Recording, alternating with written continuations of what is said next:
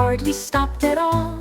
But though he loved his football and would play with no discretion, at last he stopped moving so fast and found a new obsession.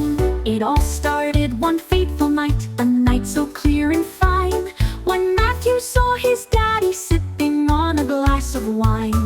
He asked his mom, "What's daddy drinking?" She said, "It's alcohol." And little Matthew started thinking, his brain stretched up so tall. He reached and reached, he stretched and stretched until he reached the top. And when he arrived, he realized he'd finally thought his thought. "Uncle Hall," he cried aloud, "he's my brother and my friend." A look of confusion spread down the table, right to the very end. Matthew saw the confused faces and started to explain all the wonderful new ideas that had occupied his brain. He told of Uncle Hall, his house, his pool, and how his land was super cool. He told them all about his work, his food, his every little quirk. But though he spoke of details like his house, his job, and such, no one seemed to understand, at least not very much. But as they asked more questions, he always had an answer, until he finally thought that he was done with all the banter.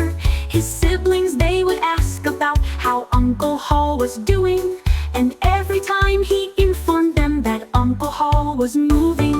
Over months and months his idea grew, till sometimes he would say how long Uncle Hall's commute was to his job at Chick-fil-A. For Uncle Hall, he lived in Jacksonville, but worked in Colorado. Did he make that drive every day? Yes, Matthew thought so. But though he cried inside and tried, he never got to meet him, and felt so bad and oh so sad that no one else believed him. But one day in his fantasies, while playing pro football, he'll shout, "Let's go!" and finally throw the ball to Uncle Hall.